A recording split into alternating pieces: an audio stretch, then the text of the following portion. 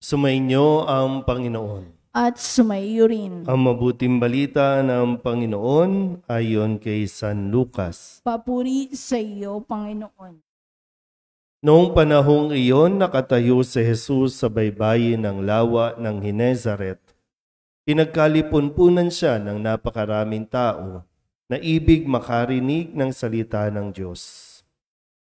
May nakita siyang dalawang bangka sa baybayin. Nakalunsad na ang mga mangingisda at naguhugas ng kanilang mga lambat.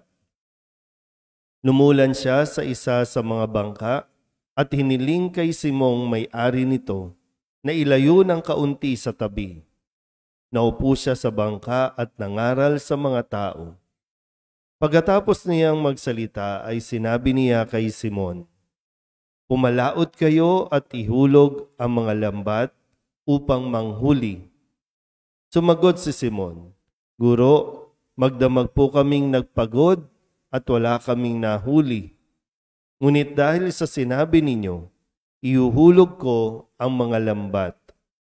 Gayon nga ang ginawa nila at sa dami ng kanilang huli ay halos magkansisira ang kanilang mga lambat. Kaya't kinawayan nila ang kanilang mga kasamahang nasa ibang bangka upang patulong. At lumapit naman ang mga ito. Napuno ang dalawang bangka na halos lumubog. Na makita iyon ni Simon Pedro, siya'y nagpatira pa sa paanan ni Jesus at nagsabi, "Lumayo po kayo sa akin, Panginoon, sapagkat ako'y makasalanan." Nang gilala siya at ang kanyang mga kasama dahil sa dami ng kanilang huli. Gayon din sina Santiago at Juan, mga anak ni Zebedeo, na mga kasosyo ni Simon. At sinabi ni Jesus kay Simon, "Huwag kang matakot. Mula ngayon, mamamalakaya ka ng mga tao." Na maitabi na nila ang kanilang mga bangka, iniwan nila ang lahat at sumunod kay Jesus. Ang mabuting balita ng Panginoon. Pinupuri ka namin, Panginoong Hesukristo. Umupo ang lahat. Isang mapagpalang umaga po sa inyong lahat. Sa atin pong ebanghelyo ngayon na hinango sa ebanghelyo ni San Lucas ay ang kwento ng pagkakatawag sa unang apat na mga alagad ni Jesus.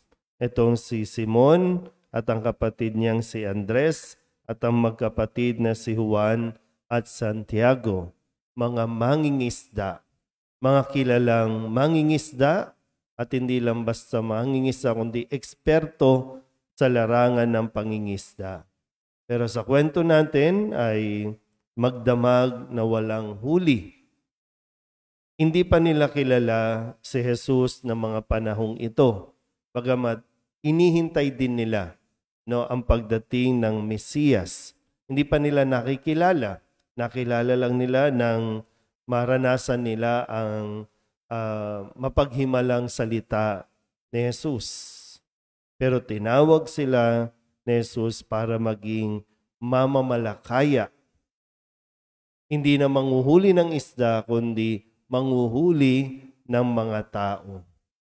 Pero yung maganda po ditong kwento ay kahit na gaano sila kagaling sa pangingisda, may mga pagkakataon talaga na wala itong nagagawa para makahuli sila ng isda. Tanging nang sumunod sila sa sinabi ni Jesus na ihulog ang lambat, doon lang sila nagkaroon ng napakaraming isda. Kumbaga sasabihin na napakaraming biyaya na halos masira na ang kanilang lambat. Na magandang mapagnilayan natin na sa taong marunong sumunod kay Jesus, umasa kang ang biyaya ay darating nang hindi mo kayang bilangin. Siguro pwedeng tingnan natin bakit tayo naghihirap, bakit may paghihirap. Baka kulang tayo ng kikinig at pagsunod kay Jesus. At ang isang bagay din ay yung baka iginigiit natin yung sarili nating galing, sarili nating lakas. Kaya unti-unti parang kapag ang isang tao po sobrang believe sa kanyang sarili, sa kanyang kakayahan, hindi namamalayan, nawawala ito sa Diyos. O hindi ito kikilala sa Diyos dahil nga magaling na siya. Kaya niyang gawin ang lahat. Pero yun totoo, kung wala ang Diyos, wala tayong magagawa. Yun yung katotohanan. Na mahirap lang talaga natin tanggapin dahil kapag umiral ang pride natin, umiral yung sarili natin mga ego, walang mangyayari.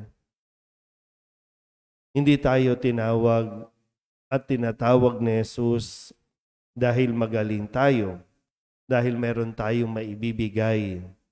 Tinatawag tayo ni Jesus dahil marami siyang gustong ibigay sa atin.